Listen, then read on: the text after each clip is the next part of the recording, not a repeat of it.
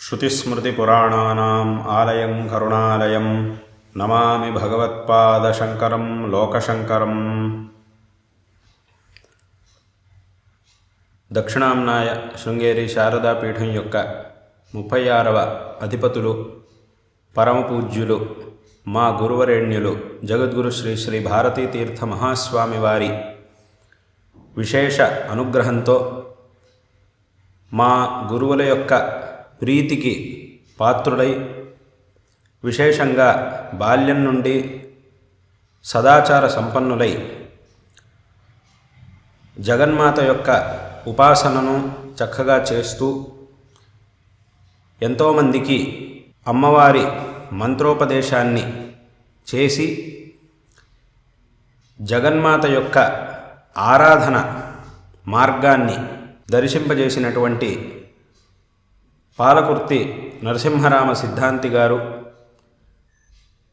అనేక సంవత్సరాలుగా జనగామ జిల్లాలోని కొడకండ్ల గ్రామంలో సపరివార రాజరాజేశ్వరి అమ్మవారి సన్నిధిలో అమ్మవారి యొక్క విశేషమైనటువంటి ఆరాధనను చేస్తూ విశేషంగా ఎంతోమందికి ఇప్పుడు చెప్పినట్టుగా మంత్రోపదేశాన్ని చేసి ఆ ఆరాధనా మార్గాన్ని చూపించినటువంటి వ్యక్తి.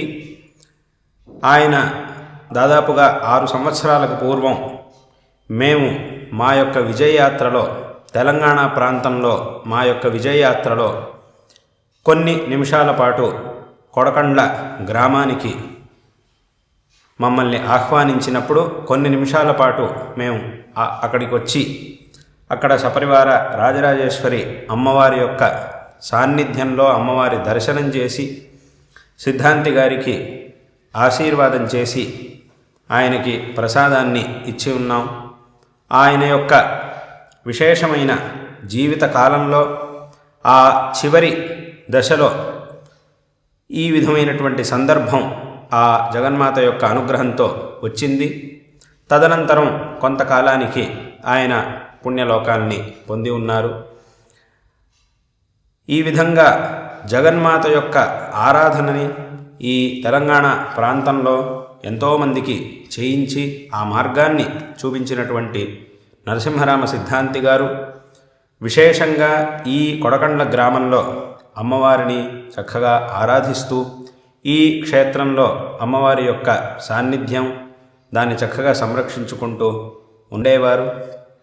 ప్రస్తుతం ఆయన తర్వాత ఆయన సుపుత్రులుగా ఉన్నటువంటి గౌతమ శర్మ గారు ఇదే విధంగా తమ తండ్రి గారు చూపించినటువంటి మార్గంలో మా యొక్క ప్రీతిపాత్రులై అక్కడ విశేషంగా అమ్మవారి యొక్క ఉపాసనను కొనసాగిస్తూ అనేక విధమైనటువంటి ధార్మిక అనుష్ఠానాల్ని అమ్మవారి యొక్క ఆరాధనలను శాస్త్రములలో తంత్రములలో విశేషంగా అమ్మవారికి సంబంధించినటువంటి శాస్త్రములలో ఉపదేశించిన విధంగా విశేషమైనటువంటి ఉపాసనలను ఈ అమ్మవారి సన్నిధిలో ఈ కొడకండ క్షేత్రంలో చేస్తూ ఉండడం కొనసాగిస్తూ ఉండడం అనేది అత్యంత సంతోషకరమైనటువంటి విషయం.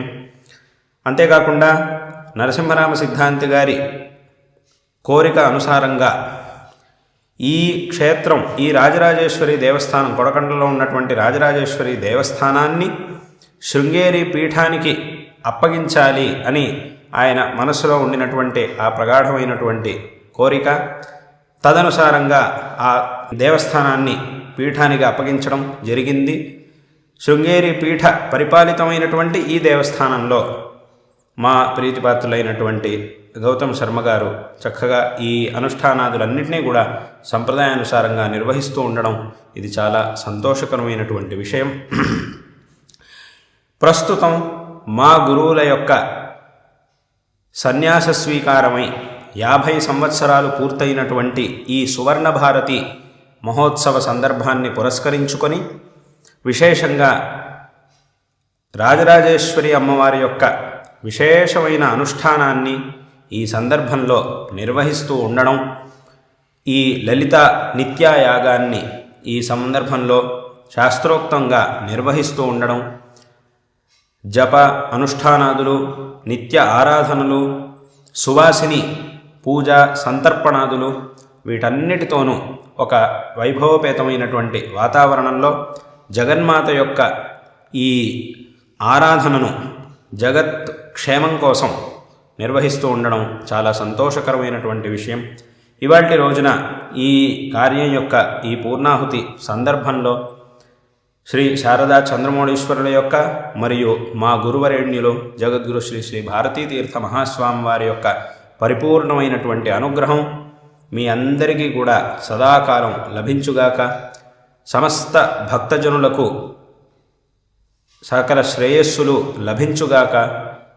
విశేషంగా గౌతమ శర్మ గారు, ఆయన పరివారం, ఆయన బంధుమిత్రులు, ఈ క్షేత్రం యొక్క భక్తులు, ఇక్కడ జరుగుతూ ఉన్నటువంటి ఈ ఆరాధనలో విశేషంగా సహకరిస్తూ ఉన్నటువంటి సమస్త ఆస్తిక భక్త మహాజనులకు జగన్మాత యొక్క పరమానుగ్రహంతో సకల శ్రేయస్సులు లభించుగాక అని మా యొక్క నారాయణ స్మరణపూర్వకమైన ఆశీర్వాదాలని తెలియజేస్తూ ఉన్నాం. మన దేశంలో అనాది కాలంగా జగన్మాత యొక్క ఆరాధనను చేయడం అనేది పరంపరగా వచ్చింది. ఎంతోమంది మహాపురుషులు, దేవతలు, మహర్షులు, మహాపురుషులు, మహారాజులు, అవతార పురుషులు అందరూ కూడా ఆ జగన్మాత యొక్క ఆరాధనను చేసి అమ్మవారి అనుగ్రహానికి పాత్రులైనటువంటి వారే. విశేషంగా మన యొక్క సనాతన ధర్మాన్ని ఉద్ధరించి ఈ లోకంలో ఉన్నటువంటి వాళ్ళందరికీ కూడా సన్మార్గమును చూపించినటువంటి వారు జగద్గురు శ్రీ శ్రీ ఆదిశంకర భగవత్పాదాచార్యుల వారు. ఇవాల్టి రోజున ఎన్నో ఆక్రమణలను ఎదుర్కొని ఇంత దృఢంగా ఇన్ని ఆక్రమణలని ఎదుర్కొన్నా కూడా ఇవాల్టికి మన యొక్క ఈ సనాతన హిందూ ధర్మం అనేది ఇంత దృఢంగా నిలబడింది అనంటే దీనికి కారణం నిస్సందేహంగా జగద్గురు శ్రీ ఆదిశంకర భగవత్పాదాచార్యుల వారు 1200 సంవత్సరాలకు పూర్వం చేసినటువంటి ఆ ధర్మ సంస్థాపన.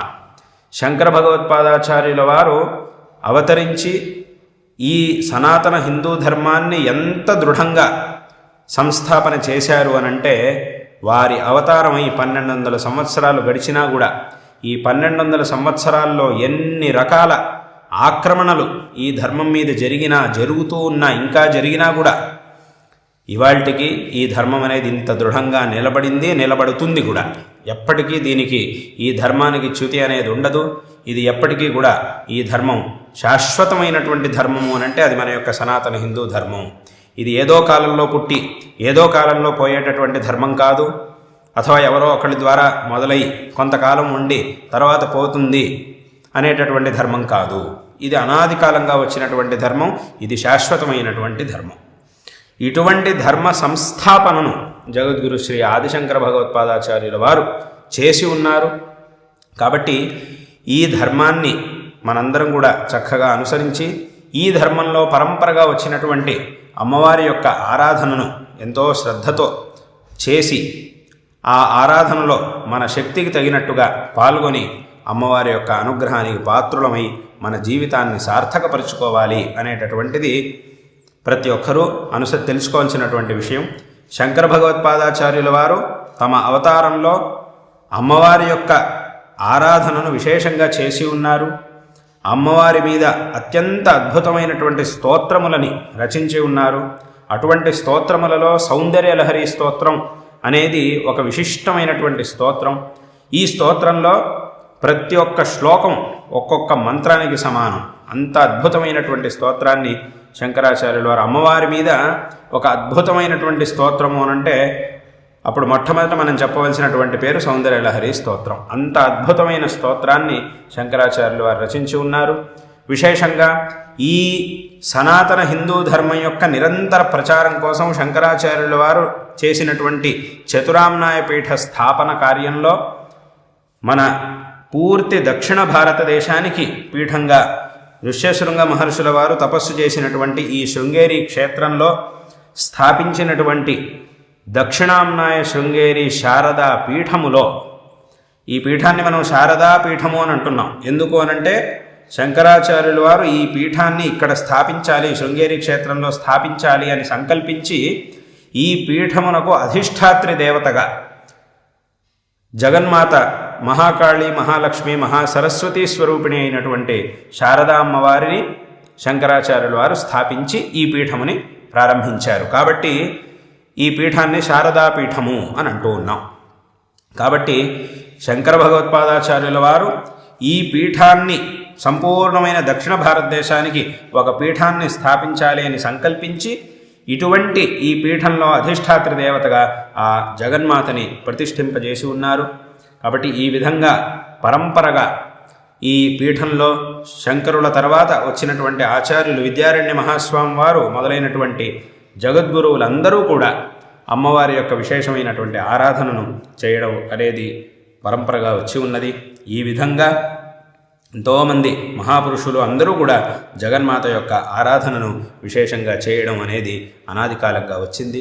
కాబట్టి విశేషంగా ఇటువంటి ఈ కొడకండ్ల గ్రామంలో జగన్మాత శ్రీ సపరివార రాజరాజేశ్వరి అమ్మవారి యొక్క సాన్నిధ్యం ఉండడం అనేది ఇది ఎంతో ఆ గ్రామం మరియు ఆ చుట్టుపక్కల ఉండేటటువంటి ఆస్తిక మహాజనులందరూ కూడా చేసుకున్నటువంటి ఒక భాగ్యం అనడంలో ఏమాత్రం అతిశయోక్తి లేదు. కాబట్టి ఇటువంటి ఈ సన్నిధిలో జరుగుతూ ఉన్నటువంటి ఈ కార్యక్రమం అనేది మా మనస్సుకి అత్యంత సంతోషాన్ని కలిగిస్తూ ఉన్నది. ఇదే విధంగా ఇక్కడ అమ్మవారి యొక్క ఈ ఆరాధన నిరంతరం నిర్విఘ్నంగా కొనసాగుతూ ఉండాలి. ఇందులో అందరూ కూడా చక్కగా పాల్గొని ఆ జగన్మాత యొక్క అనుగ్రహానికి పాత్రుడు కావాలి. ఇటువంటి ఒక సాన్నిధ్యం ఒక చోట ఉంది అని అంటే అక్కడ ఇటువంటి శాస్త్రోక్తమైనటువంటి ఆరాధనలు జరుగుతూ ఉన్నాయి అనంటే తప్పకుండా అందరూ వెళ్ళి దాంట్లో పాల్గొనాలి. ఎలాగైతే ఇప్పుడు అందరూ కూడా దీంట్లో పాల్గొంటూ ఉన్నారో అదేవిధంగా ఇంకా అధిక సంఖ్యలో అందరూ కూడా చక్కగా ఇక్కడికి వచ్చి పాల్గొని అమ్మవారి యొక్క అధికమైనటువంటి కృపకు పాత్రుడు కావాలి. తద్వారా ఈ జీవితాన్ని సార్థకపరుచుకోవాలి అనేటటువంటి విషయాన్ని ఈ సందర్భంలో అందరికీ తెలియజేస్తూ మరొక మారు అందరికీ కూడా సమస్త భక్తులకి ఇవాటి రోజున ఇక్కడ ఉపస్థితులుగా ఉన్నటువంటి సమస్త భక్తులకి ఈ విశేషమైనటువంటి కార్యక్రమంలో పాల్గొంటూ ఉన్నటువంటి వారికి అందరికీ కూడా మా యొక్క నారాయణ స్మరణపూర్వకమైన ఆశీర్వాదాలని మరొక మారు తెలియజేస్తూ ఈ మాటల్ని ఇక్కడికి ముగిస్తూ ఉన్నాం.